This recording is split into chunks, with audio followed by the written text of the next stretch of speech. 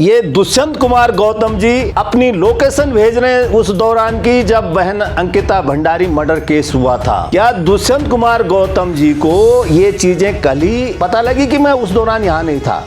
कहते हैं हमने तीनों दोषियों को जो है उम्र कैद दिलवा दी। माननीय मुख्यमंत्री जी, उन्होंने हत्या करी है पुलकित आर्य, जो उसके दो और साथी हैं, वो तो हत्या के दोषी थे। उनको तो उम्र कैद क्या फांसी की सजा हो जानी चाहिए थी अगर बहुत बढ़िया ढंग से आप पैरवी करते। लेकिन हत्या क्यों हुई, किन कारणों से हुई, सीबीआई की जांच हम उस चीज की मांग रहे हैं। कौन था वो वीआईपी?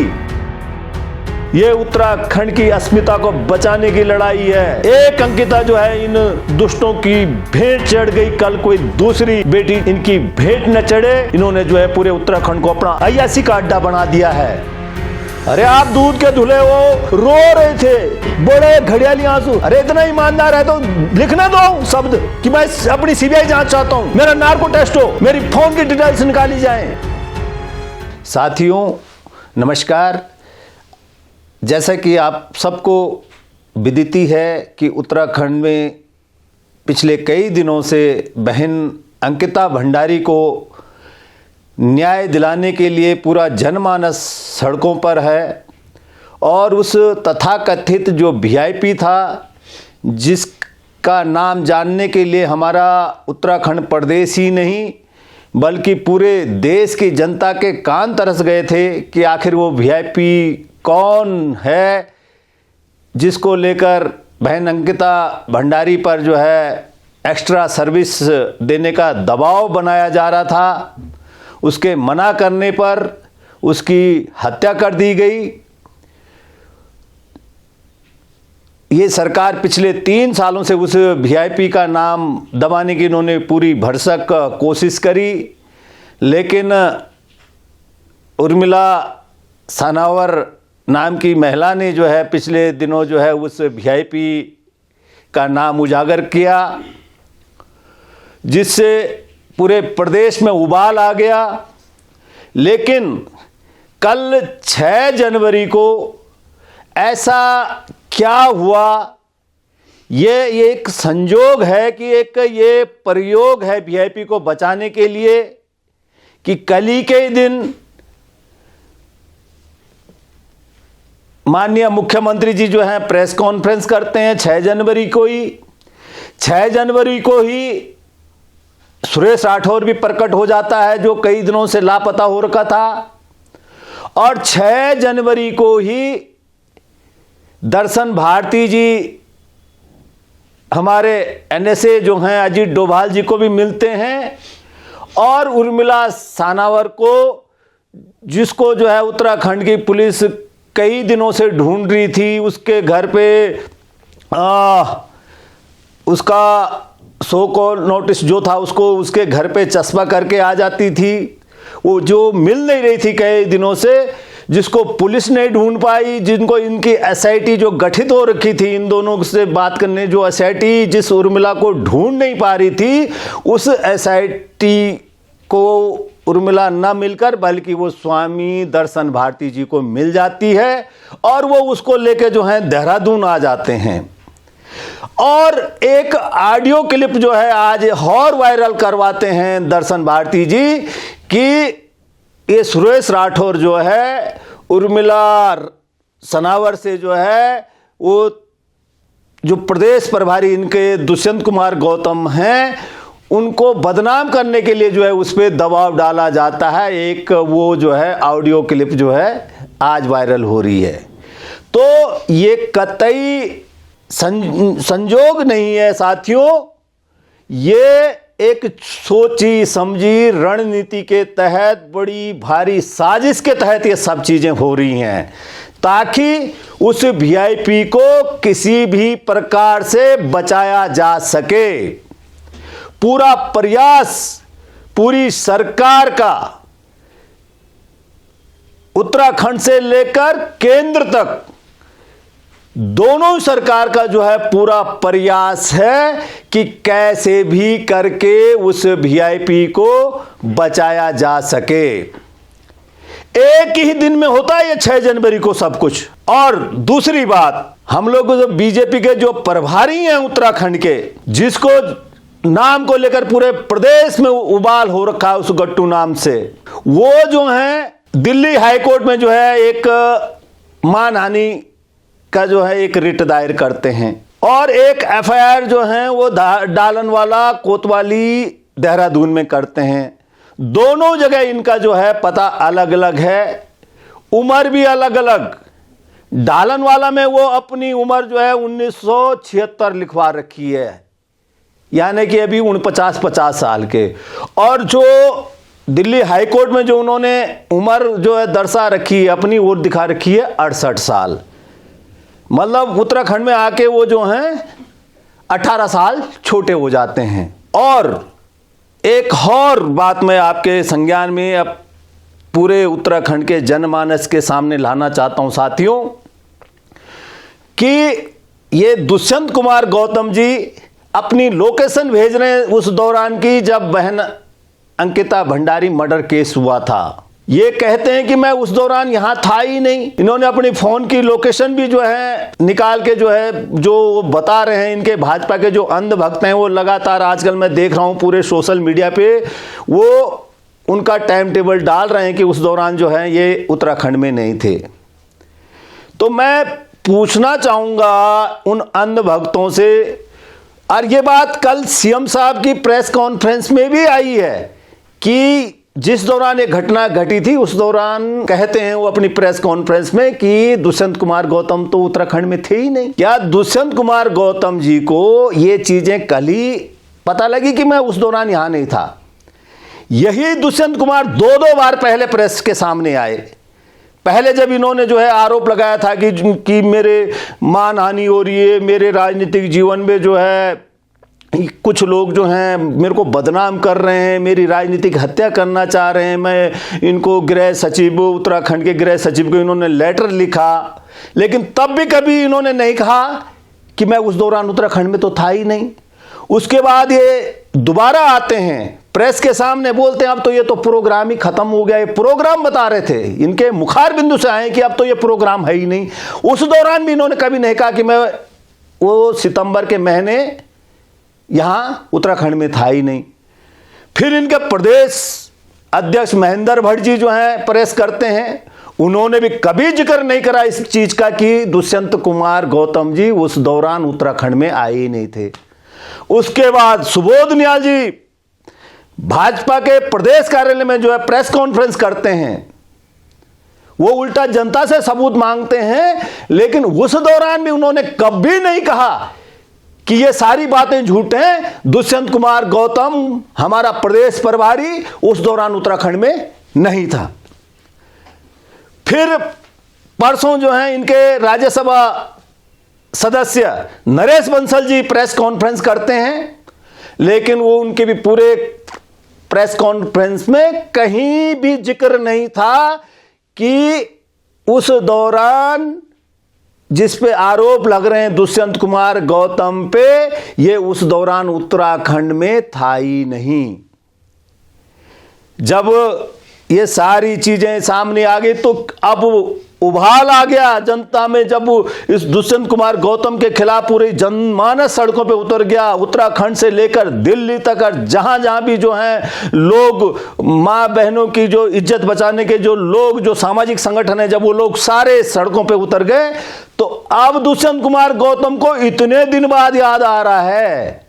कितने दिनों से जो है बहन अंकिता भंडारी को न्याय दिलाने के लिए जो है लोग सड़कों पे उतरे हुए हैं, लेकिन इनको जो है अब याद आ रहा है कि मैं तो इस दौरान था ही नहीं, मैं तो दिल्ली था, कभी कह रहा कहीं और था। ये बिल्कुल झूठ है, सत्य से परे है। जितना इन्होंने हाई कोर्ट दिल्ली में 252 पन्नों का जो है रिट याचिका दायर करी है। अरे दुष्यंत कुमार गौतम जी, अगर आप ईमानदार हैं, जो आज आप देख रहा था मैं आपका वीडियो, बड़े घड़ियाली आंसू, बड़े मगरमच्छ के आंसू बहा रहे थे आप, और अपने आप ही जो हैं ये मुद्दे भी यही हैं, मुंसिर भी यही हैं, ये अपने आप को जो है बरी कर दे रहे हैं। अपने अपने आप ही अपना वकालत कर रहे हैं। और अभी कह रहे थे कि सत्यमेव जयते। अरे अभी तो आपकी जांच ही कहां हुई है दुष्यंत कुमार गौतम जी? आप बरी किस बारे में बरी हुए हैं? कहां बरी हुए हैं आप लोग? कल ही तो आपने रिट दायर करी और आज अपने आप ही जज बन गए। अपने आप को ही जो है अपने मुंह मिठू अपने को स्वयं बरी कर दिया। दोषी भी आप, वकील भी आप और जज भी आप, तीनों स्वयं बन गए। और इस रिट में भी, हालांकि रिट मैंने नहीं पढ़ी है, लेकिन मैं सुबह जो है उनका अपने इंद्रेश मैखुरी जी को सुन रहा था। उन्होंने पूरी वो 252 पेज की रिट पढ़ी है। उस रिट में भी इन्होंने कहीं पे जिक्र नहीं करा है कि मैं उस दौरान उत्तराखंड में नहीं था। और जो ये देहरादून में जो इन्होंने एफआईआर के लिए जो है एप्लीकेशन दे रखी है, उसमें भी कहीं उल्लेख नहीं किया है उस बात का कि मैं उस दौरान उत्तराखंड में नहीं था। और क्या फिर इतने ईमानदार हैं, 252 पेज का वो ना लिखा कर सिर्फ 2 लाइनें लिख देते कि मैं बदनाम हो रहा हूं, मेरी सामाजिक राजनीतिक उस पर चोट पहुंच रही है, मैं अपमानित महसूस कर रहा हूं, मेरी जब तक सीबीआई जांच नहीं हो जाती, जब तक जो है मेरा नार्को टेस्ट नहीं हो जाता, मेरे सारे फोनों की जो है कॉल डिटेल्स जो हैं चेक नहीं हो जाती, तब तक मैं जो हूं सारे पदों से इस्तीफा देता हूं। अगर ईमानदार आप अगर सही हैं तो डर क्यों रहे हैं? 252 पेज की आप जो हैं एप्लीकेशन लिख के दे रहे हो कोर्ट में, उतना ना लिखकर 2 लाइन लिख देते कि मैं सीबीआई जांच, अपनी सीबीआई जांच के लिए तैयार हूं। 2 लाइन लिखते।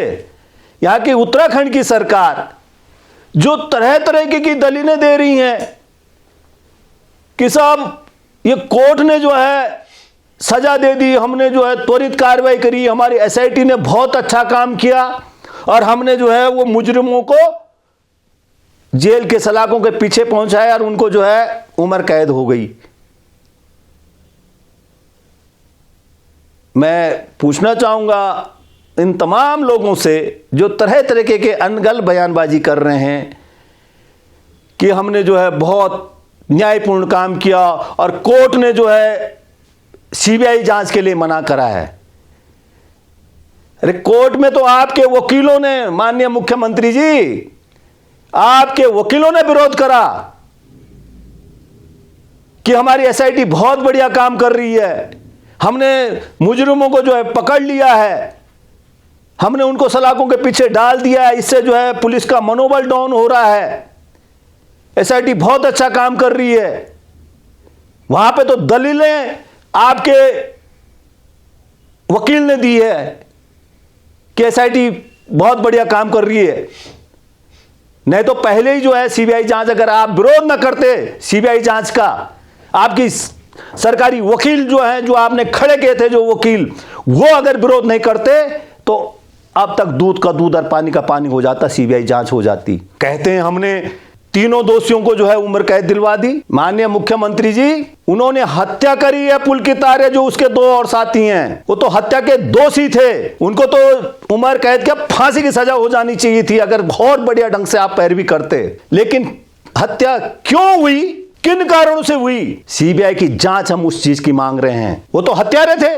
कौन था वो वीआईपी जिसको जो है वो बहन अंकिता भंडारी ने जो है अपने जो दोस्त था उसका जो पुष्पदीप, उसको लिखा था कि मेरे पे जो है एक्स्ट्रा सर्विस देने का दबाव बनाया जा रहा है कि कोई वीआईपी आने वाला है।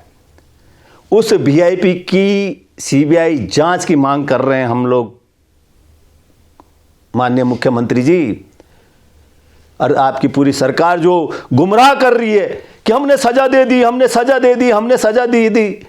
अरे सजा तो उनको हत्या की मिली है, उन्होंने मर्डर करा है। लेकिन मर्डर क्यों हुआ है, किसके कारण जो है उसका मर्डर हुआ है, क्यों उसमें दबाव बनाया जा रहा था एक्स्ट्रा सर्विस देने का, कौन था वो वीआईपी। हम उस वीआईपी की सीबीआई की जांच की मांग कर रहे हैं। लेकिन आप रोज जो है गुमराह पे गुमराह करते जा रहे हो, गुमराह पे गुमराह करते जा रहे हो। अरे इतने आप लोग जितने बचाव में आ रहे हो, 100 झूठ बोल रहे हो, एक सच को छुपाने के लिए आपको 100 झूठ बोलना पड़ रहा है। एक सीबीआई जांच कराने में आपको दिक्कत है क्या? आप 4 लाइनें तो लिखनी है आपको कि हम लोग जो है इस जन भावनाओं को देखते हुए हम लोग जो है सीबीआई की जांच की मांग करते हैं। आपके वो अंधभक्त जो हैं ये लगातार अनाप शनाप बके जा रहे हैं, अनाप शनाप बके जा रहे हैं। विपक्ष को जो है आपने जो है पूरा ऐसा कर दिया है कि जो है सच जानने की उन्होंने कोशिश करी। आपसे सवाल क्या पूछ लिए, सरकार से सवाल क्या पूछ लिए कि कहाँ है वो प्रभारी, कहाँ है वो वीआईपी, तो आपको बड़ी तिलमिलाहट हो गई, बड़ी मिर्चें लग गई। आपने पूरी जो है आर्मी लगा दी, पूरी एक टारगेट दे दिया अपने लोगों को कि कैसे भी करके जो है इस मुद्दे से लोगों का ध्यान डाइवर्ट करा जाए और तुम्हारी जो है गुणगान किया जाए कि बहुत सही जांच हो गई, बहुत सही पैरवी हो रही है अंकिता भंडारी की। कहां हो रही है पैरवी? उस अंकिता भंडारी के पिताजी का आपको वो बयान याद नहीं है जब वो आपने जो है 2-3 महीने तक उनका वो सरकारी वकील नहीं बदला। वो डिमांड करते रहे कि ये सरकारी वकील जो है मिल गया है ये पुलकित आर्य से, वो विनोद आर्य से, ये सही काम नहीं कर रहा है। लेकिन आपने जो है इतने दिनों तक वो वकील नहीं बदला। उसके बाद जब फिर वहां भी जो है पब्लिक को आगे आना पड़ा, पूरा सब लोगों को संगठित होकर जो है आपसे निवेदन करना पड़ा कि इस वकील को बदलिए। कौन सा था वो, जितेंद्र नेगी था क्या था वो पहले वाला वकील? वो शुरू से ही जो है उनको बचाने के चक्कर में था। और आप ये चीजें किसी से छुपी नहीं है कि जैसे ही उन जो मर्डरिस्ट थे उनको जैसे ही उम्र कैद की सजा होती है, आप 1 हफ्ते में जो है 18 साल की कैद को जो है आप 14 साल कर देते हो उम्र कैद की सजा को। ना किसी ने डिमांड करी थी कि उम्र कैद की कम करी जाए सजा, ना कहीं कोई आंदोलन हुआ इस बारे में, ना किसी ने कुछ इस बारे में डिमांड करी थी, मांग करी थी। आपने आनंद फानंद जैसे ही इनको जो है उम्र कैद की सजा हुई, आपने जो है उम्र कैद की सजा घटा दी, सीधा 4 साल कम कर दी, 18 से 14 कर दी। ये किसी से छुपा हुआ नहीं है। और मेरा पूरे प्रदेश की अपनी मातृ शक्ति से, अपने युवा शक्ति से, अपने सभी वो भूतपूर्व सैनिक जो लगातार बहन अंकिता भंडारी के न्याय के लिए सड़कों पे उतरे हुए हैं, साथियों, हमको बिल्कुल भी इनके धोखे में नहीं आना। ये गुमराह कर रहे हैं। ये अभी सारी ऑडियो दिखाएंगे कि अब तो ये उर्मिला और सुरेश राठौर ऐसा बोल रहे हैं, ये फंसाने की बात हो रही है, ये कुछ हो रही है। हमारी एक ही डिमांड है कि सुप्रीम कोर्ट के सिटिंग जज से सीबीआई की जांच हो, दूध का दूध और पानी का पानी हो। अब बहुत हो गया है। ये हमारे इन आवाज को दबाने की कोशिश हो रही है। ये मैंने जो कहा कि ये संयोग नहीं है, ये सरकार की सोची समझी रणनीति का हिस्सा है। अभी हम लोग तो कल ही समझ चुके थे कि उर्मिला सनावर जहां स्वामी जी के पास गई तो हमको तो पहले ही अंदेशा था कि इसका तो अब हो गया काम तमाम। ये तो बिल्कुल तो सब मिली जुली बातें हैं, ये तो सरकार से मिलकर पूरा, मैंने कहा ना, जिस उर्मिला को इनकी एसआईटी नहीं ढूंढ पाई उसको जो है स्वामी जी ढूंढ के ले आ रहे हैं, और उनको जो है उस उर्मिला को कह रहे हैं कि बिल्कुल मेरे सुरक्षा में कोई दिक्कत नहीं होगी। अरे अपना आप तो तुम बिगर गनर के चल नहीं सकते हो, अपनी उत्तराखंड में अपने लोगों के बीच में बिगर गनर के नहीं चल सकते हो, और उसकी रक्षा की आप जो है दावा कर रहे थे उर्मिला के। तो ये सिर्फ वो सरकारी दूत बन के गए थे स्वामी जी, और हम लोग पूरे उत्तराखंड के लोग साथियों, इस मुहिम को हमने ठंडा नहीं होने देना है कि आज एक बहन को अगर न्याय नहीं मिला तो कल ऐसे भेड़िए न जाने कितनी और अंकिताओं का शिकार करने के लिए जो है मौका ढूंढ रहे होंगे। ये लोग मुद्दे से ध्यान भटकाने की कोशिश कर रहे हैं। इतने दिन हो गए हैं, पूरा उत्तराखंड का जनमानस जो है सड़कों पे उतरा हुआ है। क्या डिमांड कर रहे हैं वो? कि सिर्फ सीबीआई जांच करवा दो, सीबीआई की जांच करवा दो। सीबीआई जांच और उसे वीआईपी का पता तो ये उत्तराखंड की जनता लगा कर ही मानेगी। हमने भी, तुम जितनी मर्जी ताकत लगा दो, जितनी बड़ा सरकारों से ले लो पूरा अपने लिए सुरक्षा तंत्र, लेकिन ये उत्तराखंड की जनता ने भी ठान लिया है, उत्तराखंड की जनता ने भी सौगंध खा ली है कि जब तक उस वीआईपी गट्टू को, या जो जिसका नाम उसने लिया था, उसको जब तक जो है जेल की सलाखें नहीं, जब तक उसको फांसी के फंदे पर नहीं लटका दिया गया, तब तक कोई चैन की सांस नहीं लेने वाला। ये उत्तराखंड की अस्मिता को बचाने की लड़ाई है।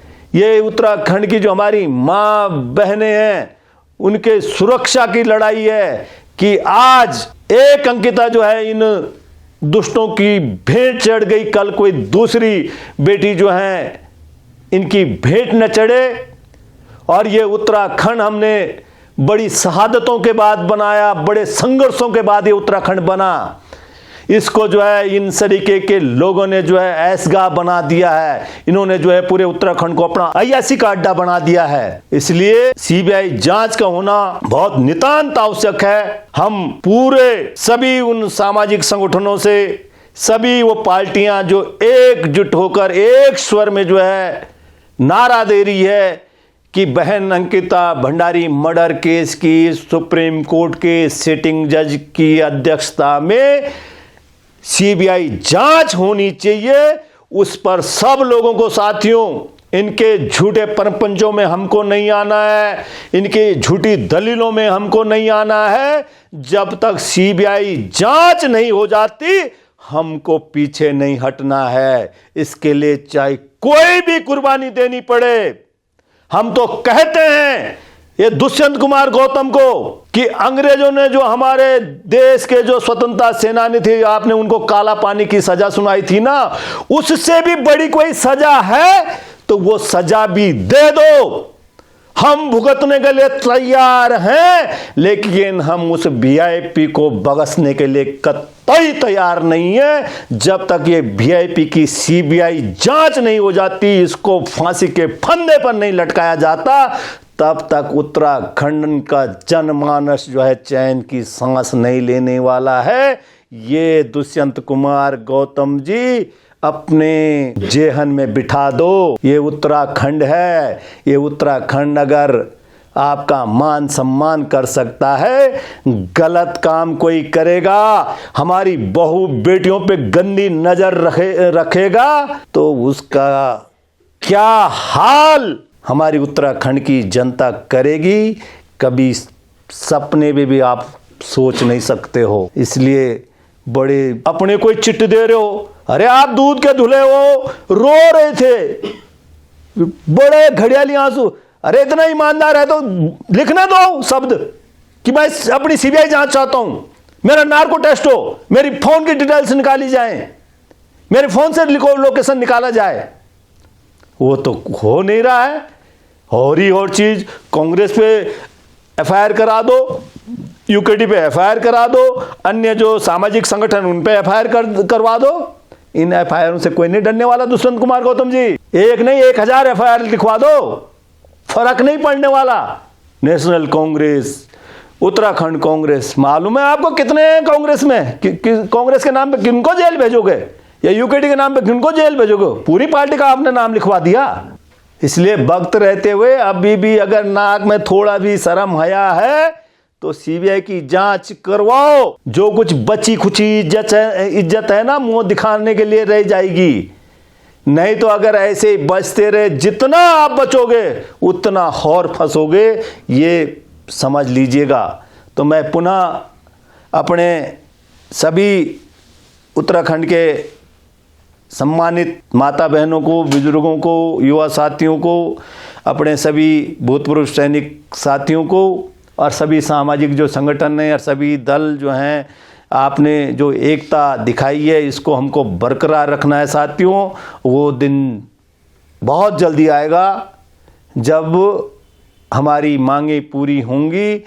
सुप्रीम कोर्ट के सिटिंग जज के अध्यक्षता में जो है CBI जांच होगी। जनता में बहुत ताकत होती है, जनता सर्वोपरि है, जनता के आगे कोई भी कुछ नहीं है, सब कुछ जनता के लिए है। जनता अगर जो डिमांड करती है, बड़ी बड़ी संतलनें गई हैं, बड़ी बड़ी सरकारों का मटिया मेट हुआ है। जनता में जो पावर है वो किसी में नहीं हो सकता, उसके सामने कोई नहीं ठहर सकता है। लेकिन बशर्ते हमको इनके झूठे खोखले वादों में, इनकी झूठी बातों में नहीं आना है। हमारा ध्येय एक ही होना चाहिए। जैसे अर्जुन ने जब द्रौपदी का स्वयंवर हो रहा था, जैसे अर्जुन ने सिर्फ मच्छी की आंख दिखाई दे रही थी, उसने अन्य चीजें कुछ नहीं देखी, सिर्फ मच्छी की आंख पे निगाह थी, वैसी हम सब की निगाह भी सिर्फ CBI जांच पे होनी चाहिए, इसके अलावा कुछ नहीं। बस यही मेरा आप सब लोगों से निवेदन है कि लोग आपको बहुत गुमराह करने की कोशिश करेंगे। रोज नई नई क्लिपें आएंगी, आप देखते रहना। आप लोग, आपके फोन पे रोज नई नई ऑडियो क्लिप आएंगी। ये कुछ भी कर सकते हैं अपने जो है उस VIP को बचाने के लिए, लेकिन जनता मेन होती है। जनता की पावर जो है इनको दिखानी है साथियों। और हमारा ध्येय एक ही है, सिर्फ CBI और CBI जांच। बस यही मेरा सबसे निवेदन है। जय हिंद, जय भारत, जय उत्तराखंड, जय बहन अंकिता। आपकी इस पर क्या राय है, हमें कमेंट कर जरूर बताएं। इसके साथ ही आप हमारे YouTube चैनल को सब्सक्राइब कीजिए। आप हमें Facebook, Instagram, Twitter पर फॉलो भी कर सकते हैं। और संवाद 365 के साथ एक क्लिक में जुड़ने के लिए डाउनलोड कीजिए संवाद 365 ऐप।